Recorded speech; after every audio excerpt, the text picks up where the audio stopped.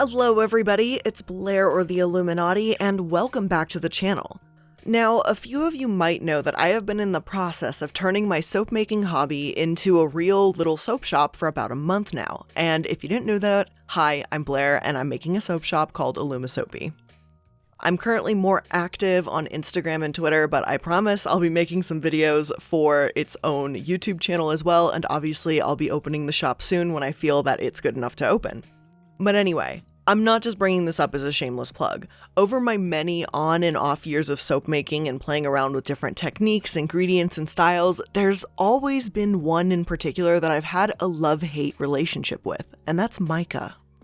I find soap making to be relaxing. That's why I've done it for so long and just don't really talk about it. It's kind of like my hobby that I do when I want to just go away from the world. But it's that ingredient mica that just doesn't do it for me. And it's really hard to escape mica in soap making. It's been really difficult for me to follow along with tutorials because every time I look at one on YouTube or even written ones online, just somewhere around on the internet, everyone uses mica as their colorant. And it's really hard for me because it means I have to essentially recreate these ingredients to my own standard and not what that person is using. And it is sometimes really difficult for me to find alternatives to mica, like using synthetic lab-made micas, colorants, and skin-safe dyes, and they're out there, but they're not out there in as many colors and varieties and beautiful different textures and finishes like mica is. So it just seems like everyone in the industry has this mad obsessive love for micas, and just like once you look into it even a little bit, it kind of becomes difficult to be okay with using it, just knowing how enslaved children were used to harvest it. And, well, obviously, as you guys can probably guess, it didn't sit well with me. So I finally decided to do two things. The first is that I decided to finally do the encompassing research and face the reality of children in mica mining, because I had been aware of it, but I never really looked in depth into it. So that changed, and that's what this video is. And two, if I was going to turn my little hobby into a soap shop, I was going to make it the way I would want it to be, mica-free and with ingredients that are ethically and sustainably sourced. And let me tell you, that is one of the most difficult things to do for soap making, it seems, at least if you still want to do fun colors and designs and not just do various shades of natural brown and stuff like that. So this was one hell of an undertaking, but I think I figured it out finally. Now, it took me a long time to research my ingredients and what I felt comfortable with using, so, you know, whatever, but it's finally going to be a thing. However, I feel like I did go slightly off topic, and this is just kind of my little passion project, so I'm sorry if I just get all excited about it, I like doing this stuff. But let's circle back around to what started all of this and has pretty much encompassed every day and night of my life for over a month now: ingredient research. And in particular, mica. So let's take a look at what it is, the issues with it, and hopefully throughout this video, you will understand why I have chosen not to include this ingredient in my future soap shop. So let's get into it.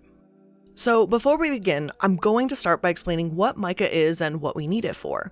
The Minerals Education Coalitions define mica as a mineral name given to a group of minerals that are physically and chemically similar.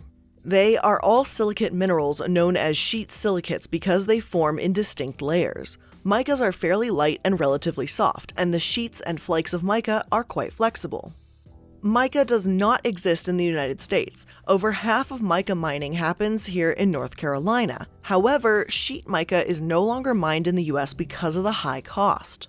The world's chief mica deposits are in India, but there's also mica found in Belgium, Brazil, and China. However, since there's such an incredibly high demand for the mineral and the deposits in North Carolina and elsewhere are just so slim, most places outsource.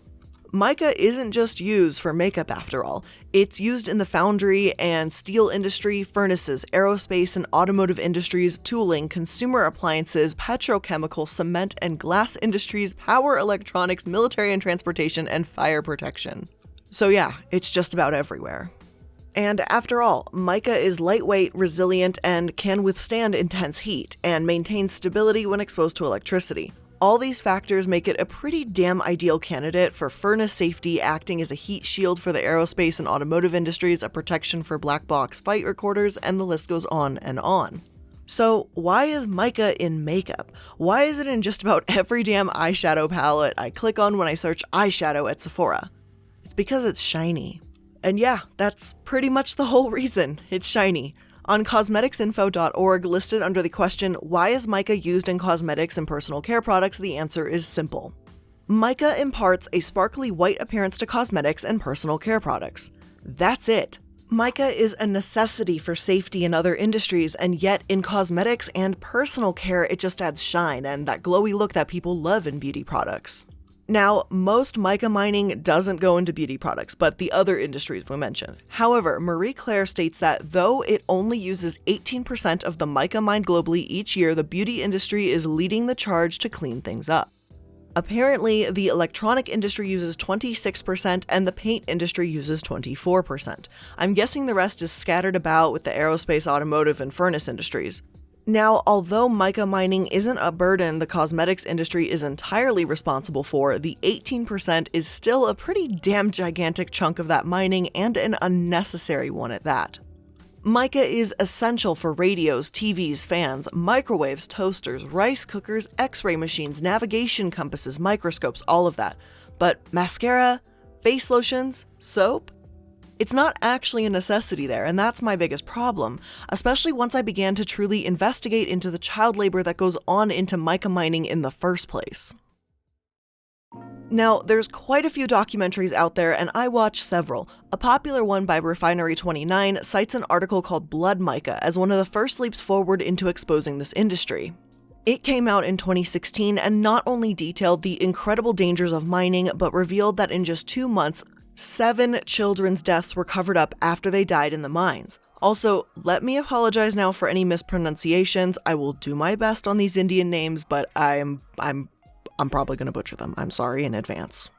According to Reuters, investigations over 3 months into the major mining producing states of Bihar, Jharkhand, Rajasthan, and Andhra Pradesh found child labor rife, with small hands ideal to pick and sort the valued mineral that puts the sparkle in cosmetics and car paint. But interviews with workers in local communities discovered children were not only risking their health in abandoned ghost mines off official radars, but they were dying in the unregulated crumbling mines, with 7 killed since June. In the mud and brick village of Chandwara in Bihar in eastern India, a father's grief laid bare the ugly reality of the illegal mining that accounts for an estimated 70% of India's mica output. Vastav Rai Pratap's 16-year-old son Madan was killed in a mica mine along with 2 other adult workers in the neighboring state of Jharkhand in June 23, 2016. "I didn't know how dangerous the work in the mines is. Had I known, I would have never let him go," said Pratap, sitting on a charpoy, a traditional woven bed, outside his home, surrounded by friends and family who had come to mourn the teen's death. They said it took almost a day to dig out his body after the mine collapsed. "They cremated him without telling me. I didn't even see my boy before they set him alight." Pratap, like other victims' families and mine operators, has not reported the death, choosing to accept a payment for his loss rather than risk the illegal mining on protected forest lands that brings income to some of India's poorest areas.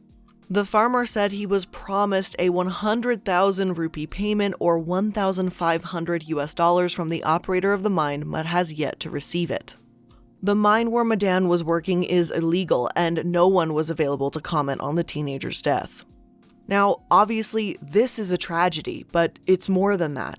The mining industry isn't simply allowing children to work in horrible conditions, but ignoring the dangers and taking advantage of these impoverished communities.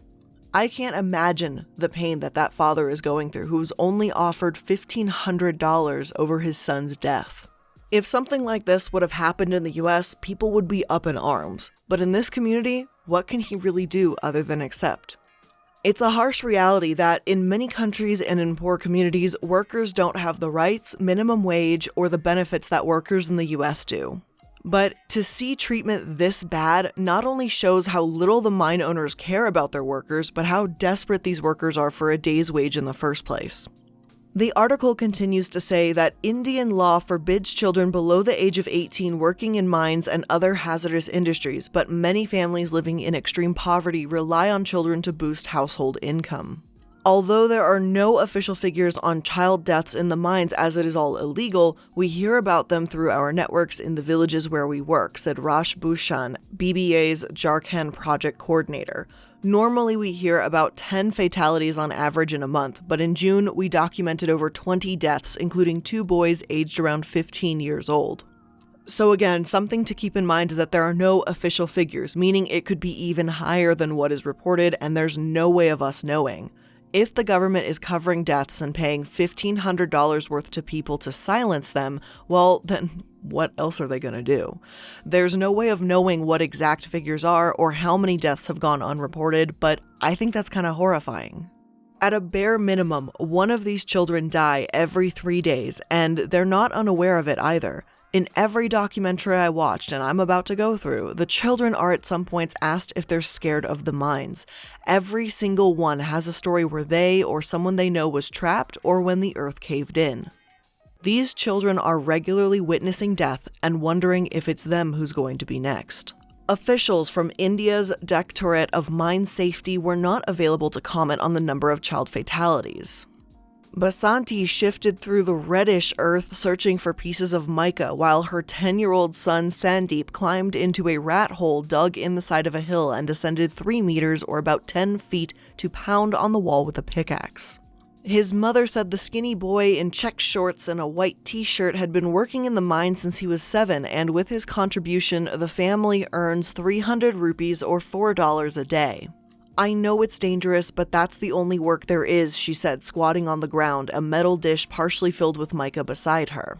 In the Bhilwara district in Rajasthan, boys as young as 5 were seen climbing down narrow, crumbling shafts to cut mica with a hammer and chisel, working for up to 8 hours a day. Mine owners say the children aren't working inside the mines, they're outside, that they're just earning a little extra for the family. But the children have no business being anywhere near the mines, inside or outside. Even adult mine workers aren't safe. And I've seen this so many times when researching businesses, whether it's MLM or gigantic corporations. Nestle. Even though child labor may not be allowed, it doesn't mean it isn't happening. People can say all they want about individuals under 18 aren't allowed to work in the mines, but that doesn't mean it is not happening. Breaking the law is one thing, but when officials turn a blind eye, blatantly ignore it, and owners just pretend they don't exist, that's a whole different story. And it becomes a problem with the system. It's not as if the documentaries had to seriously work to find this child labor either. It's right there out in the open. In the Refinery 29 documentary, after traveling, the host Lexi kept a low profile and met up with a journalist. They had to be careful not to interact with contractors who know they're breaking the law, but the children mining are just a few steps off the road. There's literally no denying it exists, so who do the owners think they're kidding? These poor children are around 10 years old, and they have the burden of making money that will provide food for their families, knowing they could die trying. Refinery 29 says the area has the resource curse, when an area rich in resources is worse off for it because of government corruption. It's estimated that 20,000 children work in the mines in this region, and they say they started working in the mine as young as 4 years old. People in their own ministry seem to know so little about the topic, but there are child-friendly villages popping up, villages that protect kids and condemn child labor. There are at least signs of hope, although we'll get more into that in just a bit. 2 investigators from NBC News also launched a year-long investigation in Madagascar. There's an estimated 10,000 children in Madagascar working in mica mines. After 2 months, 9 people split $120 for 6 tons of mica.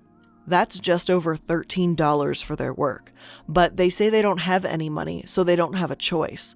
According to NBC estimates, each car that we drive has 15,000 parts that are made with mica.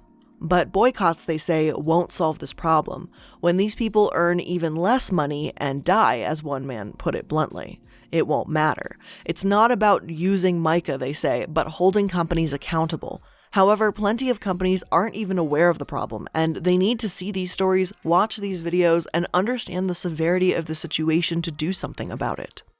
An RT documentary called The Ugly Face of Beauty also tells a similar story. Not only do people die in the mines, but because mica is sharp, one man's body was covered in scars, and the mica dust causes lung cancer.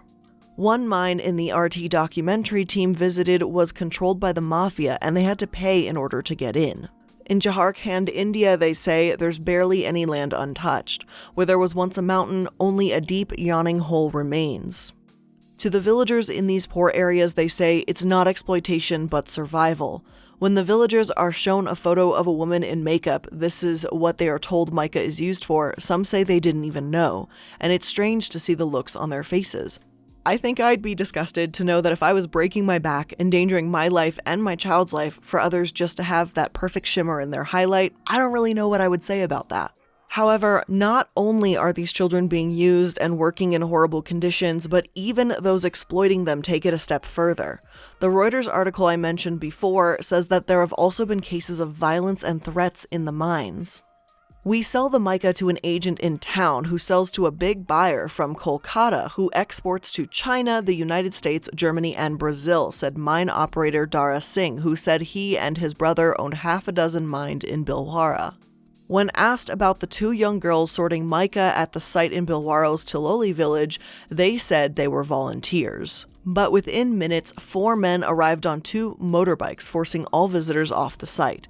The abuse of workers and threats of violence and intimidation tainting the industry have added to the mounting demand within the industry for the government to intervene and ensure all mines are operated legally while also helping impoverished communities.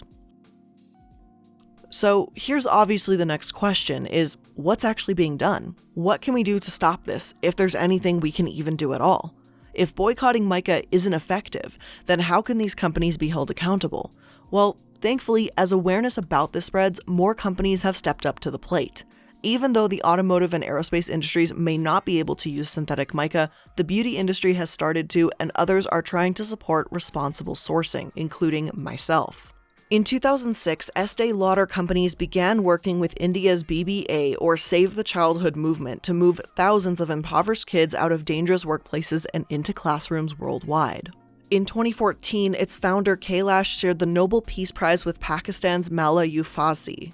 In addition to educating parents about their child's fundamental rights to education and healthcare, BBA, in tandem with KSCF, will team with state governments to ensure that elementary schools and teachers are in place. The Estee Lauder companies currently help fund programs in 152 Indian villages, according to Anna Klein, Vice President of Corporate Affairs for the organization. This organization owns some brands you might know for their sparkly wares, to include Becca, Smashbox Cosmetics, and Glam Glow. Other industry players are beginning to confront the problem. A few years ago, the Natural Resources Stewardship Circle, a French collective of cosmetics and fragrance companies, partnered with KSCF to fund work in more Indian villages. And in 2016, a 2-day summit in Delhi gathered companies and NGOs involved in the mica industry with representatives from the Indian government and from some of the 700 villages involved in the extraction of the mineral to confront the issue. The result was the Responsible Mica Initiative RMI, whose 40-plus members include NGOs and forward-thinking beauty brands such as Estee Lauder, L'Oreal, Clarins, Coty, Chanel, and Burt's Bees. The RMI works with member companies to improve their supply chains so they have a better idea of what's happening on the ground. Its goal is to eradicate all forms of child labor and establish a fully legal mica industry within 5 years, according to its executive director, Danny Fremont. And honestly, this is a fantastic start. This is just great news. But it's not the only news we've seen. Lush used to have mica in their bath bomb products, but when their primary supplier couldn't guarantee that its product was child labor free, Lush's head buyer, Simon Constantine, was quite skeptical. Simon was told that he could only visit the mine if he was accompanied by armed guards, which is not the greatest sign. Lush started to use synthetic mica instead, which is made in a lab that still proves that illuminating and glowy look is possible even with artificially made mica. So even though Lush may not be quite as natural, with lots of air quotes here around natural for doing this, I would gladly sacrifice that 100% natural label if it meant that there wasn't child mining involved to make that bath bomb. Now, as you guys know though, natural doesn't always mean better, but that's an entirely different story, and I promise that's a video coming up as well. Companies around the world have begun to notice these problems, and there's different routes being taken. While some companies like Lush can use synthetic mica, and myself obviously, others opt for child-free legal mines to use as suppliers. German drug maker Merck discovered children were collecting mica at mines for its supplies in 2008, so cut some of its suppliers and now only sources from Jakarta and child-free legal mines. The company said in a website statement that it had also set up mica sources in the United States and Brazil and was producing some effect pigments based on synthetic mica. Another major buyer, Chinese pigment manufacturer Fujian Kunkai Material Technology Company Limited, said its audits found no evidence of child labor in its supply chain, although acknowledged it was a complex challenge.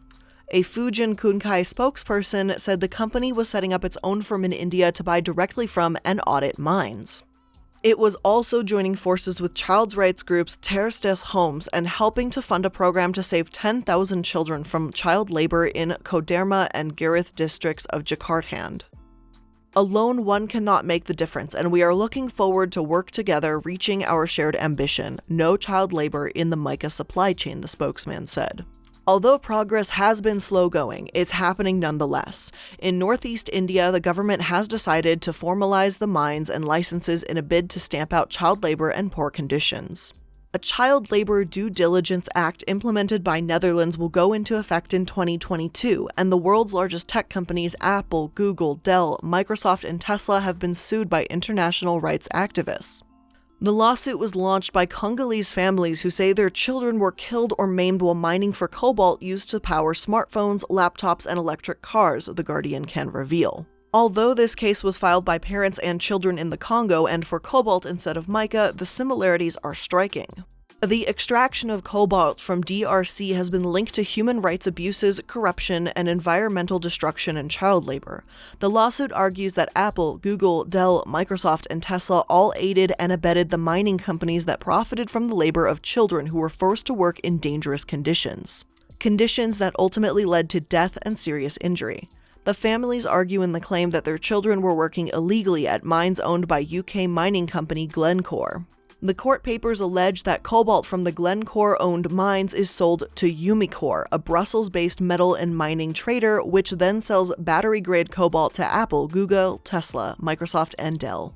In the court documents, the Congolese families describe how their children were driven by extreme poverty to seek work in large mining sites, where they claim they were paid as little as $2 a day for back-breaking and dangerous work digging for cobalt rocks with primitive tools in dark, underground tunnels. And does that sound familiar at all? Replace a few words and we've basically got the mica industry. Child labor, conditions that lead to death and serious injury, children working illegally, and the product being used in multi-billion-dollar industries while the workers own a few dollars a day. It's the same, and if something doesn't change, I wonder if a lawsuit centered around mica mining would be in the works. If that's what it takes for companies to support responsible and sustainable sourcing, I'm all for it. It's unsettling to walk around my house and realize that some of my eyeshadows, computer, toaster, face wash, all of it could have been made with child labor once upon a time, and there's not many ways to know for certain. And this article only came out in December of last year, so it could very well be quite a while before we see any real updates come out of this. But it's promising to see something being done, more people being made aware, and hopefully tech giants being held accountable. Now, aside from the legal aspect, there's also the human side to this. The child-friendly villages, the name used for villages that combat child labor are growing, The Guardian reports. Raghunathpura is one of 317 villages across 11 states in India designated as a BMG, a concept unveiled in 2001. At these villages, all children up to the age of 14 go to school, and there is a community ban on child labor and child marriage. Moreover, children, along with young adolescents and women, participate in decision-making processes in the village through a trio of bodies set up by the BBA: a children's parliament, a youth group, and women's groups. And a children's parliament may sound a bit ridiculous if you don't know what that is, but it's not just a group of kids playing government. In the Refinery 29 documentary, a well-spoken, aspiring 14-year-old says she recently met with the chief minister to insist that their schools didn't have enough teachers, and so children couldn't study properly. These children are the futures of this region after all, and giving them the voice is crucial. They were given adult burdens, working to provide for their families and treated like slaves. Having their stories told firsthand to government officials is important to break the cycle and validate their experiences. It was just really inspiring to see this young girl talk about change in her community, and honestly, along with the other kids. I mean, at that age, I wasn't out there changing the world like she is. The BMG has been blooming in a number of villages to improve the quality of education, says Sumedha Kailash of the BBA. This is the only way to knock at the sleeping conscience of the government by constantly taking up these issues related to the development of children at the village level. The solution to the socio-economic and political problem of child labor is not straightforward, but BBA believes the interrelated issues of poverty and education have to be dealt with simultaneously if substantiative progress is to be made. According to the census in 2011, there are 4.3 million working children in the 5 to 14-year-old age bracket. In the 2001 census, the number was 12.6 million. However, despite a 65% reduction in the number of working children, India still has the largest number of child laborers in the world. The government banned child labor in 2012, but implementation has been patchy. The BBA claims to have rescued more than 80,000 trafficked and bonded children to date. There's obviously still plenty of work to be done, but at least there's progress, crackdowns, and more companies advocating for responsible sourcing. So, at the end of the day, I don't think the takeaway here should be to never buy products with mica in it. We need mica, and to try and boycott it would be just about impossible. But talking to companies, informing them that this is a problem, and asking what they're doing is vital for change. Actively promoting and supporting companies that use synthetic mica or advocate for responsible sourcing is the best way to keep this movement right on track, and I want to be there advocating and supporting that cause as well. There's still companies out there that do not know or do not care, and the reality is that most businesses will not change until their income changes. So with that being said, that's where I'm going to end today's video. Let me know your thoughts and comments in the comment section down below. If you enjoyed today's video, don't forget to hit that like button and subscribe if you're new. And if you want even more content from me, you can pop open the description box. You're going to find links to all of my social media, second channel for my puppy Casper, collaboration channel with Sad Milk, etc., etc.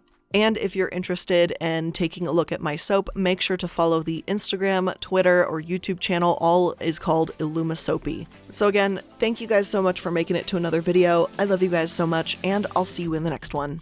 Bye, guys!